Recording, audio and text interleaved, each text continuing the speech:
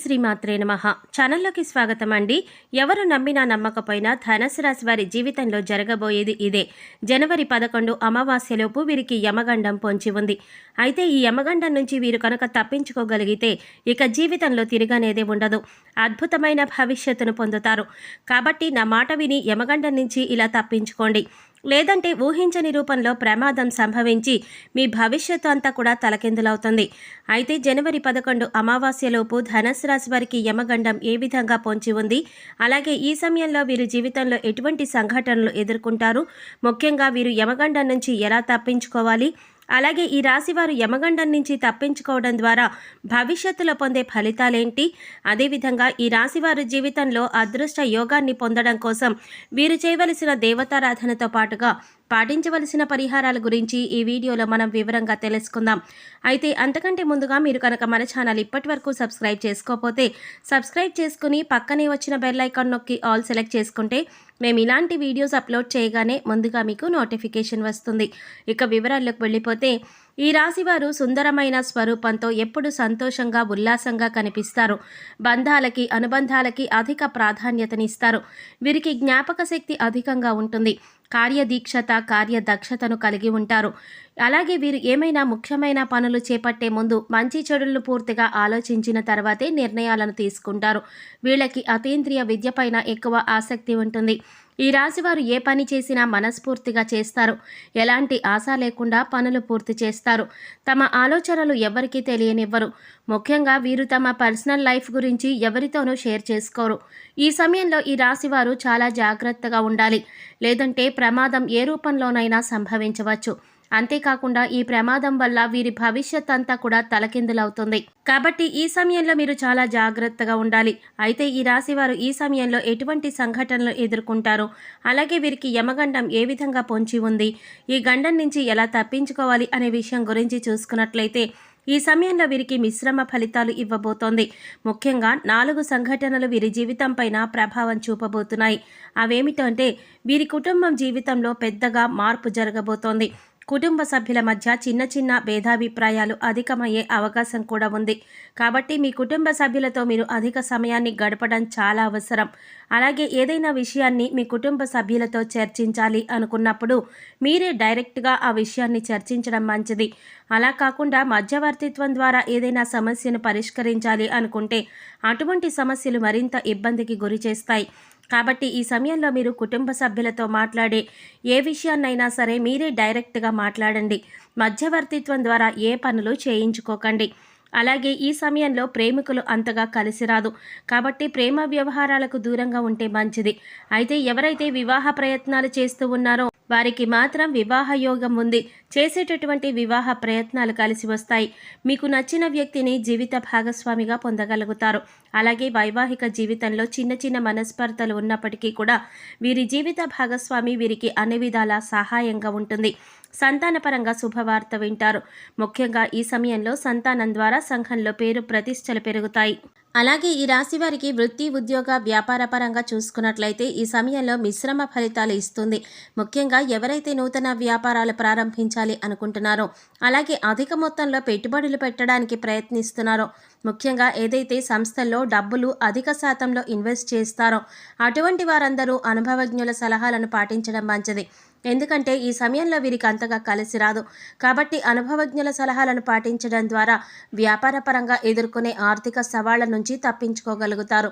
అయితే చిన్న వ్యాపారాలు చేసేవారికి, విదేశాల వ్యాపారాలు విస్తరించాలి అని ప్రయత్నం చేసేవారికి ఈ సమయంలో సానుకూలంగా ఉంటుంది. ప్రయత్నాలు సఫలమవుతాయి. అలాగే ఈ సమయంలో వ్యాపార పరంగా ఏవైతే నిర్ణయాలు తీసుకుంటారో అవి వేగవంతంగా పూర్తి కావు. కొన్ని పనులు చాలా నిదానంగా జరుగుతాయి.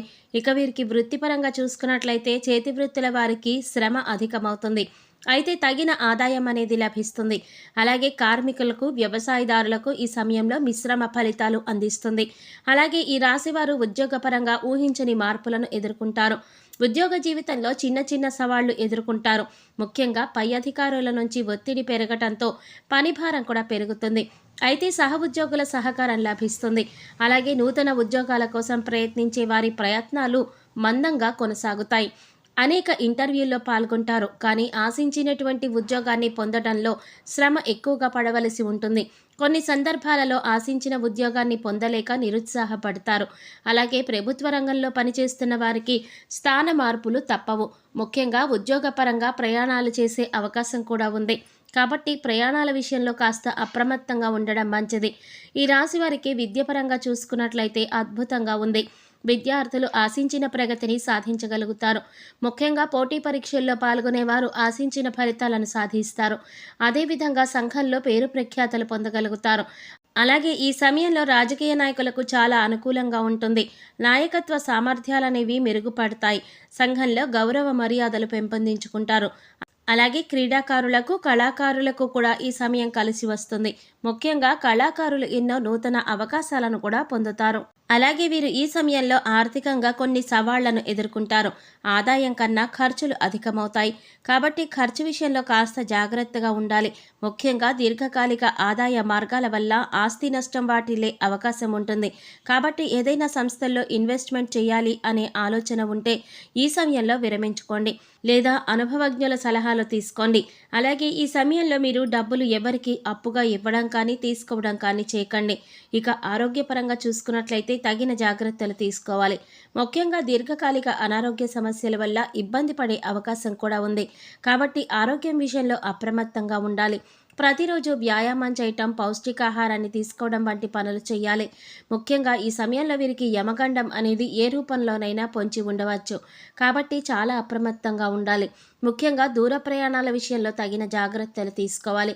అలాగే ఈ రాశివారు ఈ గండం నుంచి తప్పించుకుంటే భవిష్యత్తులో ఎటువంటి ఫలితాలు పొందుతారు అనే విషయం గురించి చూసుకున్నట్లయితే వీరి భవిష్యత్తుకు అద్భుతంగా ఉంటుంది. పట్టిందల్లా బంగారం అవుతుంది. వృత్తి, ఉద్యోగ, వ్యాపారాలు అభివృద్ధి చెందుతాయి. ఆర్థికంగా బలపడతారు. ఆరోగ్య పరిస్థితులు మెరుగుపడతాయి. ఇక వీరికి జీవితంలో తిరగనేదే ఉండదు. అన్నింటా కూడా విజయాన్ని పొందుతారు. ధనుసు రాశి వారు అదృష్ట యోగాన్ని పొందటం కోసం చేయవలసిన దేవతారాధన చూసుకున్నట్లయితే వీరు ప్రతినిత్యం శివారాధన చేయాలి. సోమవారం రోజున శివుడికి పాలతో అభిషేకం చేయించడం ద్వారా శుభ ఫలితాలు పొందుతారు. వీరిపైన ప్రతికూల ప్రభావం తగ్గుతుంది. అలాగే ఆదివారం రోజున కాలభైరవ స్వామి దేవాలయంలో అభిషేకాన్ని నిర్వహించి కాలభైరవ స్తోత్రాన్ని పారాయణ చేయాలి. అలాగే ప్రతినిత్యం ప్రత్యక్ష దైవమైన సూర్యభగవానుడికి నమస్కరించుకొని ఆదిత్య హృదయాన్ని పఠించడం ద్వారా ఆయుష్ పెరుగుతుంది. అలాగే లక్ష్మీ గణపతికి తెల్లని పూలతో పూజ చేయాలి. అలాగే ఈ రాశివారు గ్రహదోషాలు తొలగించుకోవడం కోసం పాటించవలసిన పరిహారాల గురించి చూసినట్లయితే వీరు కుబేర కంకణ ధారణ చేయాలి. అలాగే రాజరాజేశ్వరి అష్టకం పారాయణ చేయాలి. శనివారం రోజున శనిదేవుడిని పూజించి బెల్లము, నువ్వులు దానంగా ఇవ్వాలి. వీలైతే సాధువులు, సన్యాసులు, నిరాశ్రయులు, పేద పిల్లలు వంటి వారికి తోచినటువంటి సహాయం చేయటం లేదా అన్నదానం, వస్త్రదానం వంటివి చేయటం ద్వారా సత్వరమైన ఫలితాలను పొందుతారు. ముఖ్యంగా వీరు ఆహారంలో నల్ల శనగలు, నల్ల మిరియాలను ఎక్కువగా వినియోగిస్తే వీరికి జీవితం అంతా కూడా శుభం కలుగుతుంది.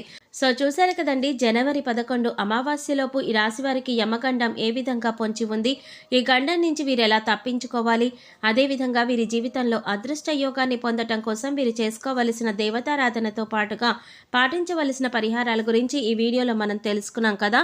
ఈ వీడియో మీకు నచ్చినట్లయితే లైక్ చేసి మీ ఫ్రెండ్స్ అండ్ ఫ్యామిలీ మెంబర్స్లో ధనుసు రాశి వారు ఎవరైనా ఉంటే వారితో మర్చిపోకుండా ఈ వీడియోని షేర్ చేసుకోండి. అలాగే ఇప్పటి వరకు మన ఛానల్ కనుక సబ్స్క్రైబ్ చేసుకోకపోతే సబ్స్క్రైబ్ చేసుకొని పక్కనే వచ్చిన బెల్ ఐకాన్ నొక్కి ఆల్ సెలెక్ట్ చేసుకుంటే మేము ఇలాంటి వీడియోస్ అప్లోడ్ చేయగానే ముందుగా మీకు నోటిఫికేషన్ వస్తుంది. మరో చక్కటి వీడియోతో మళ్ళీ కలుసుకుందామండి. ఓం శ్రీమాత్రే నమః.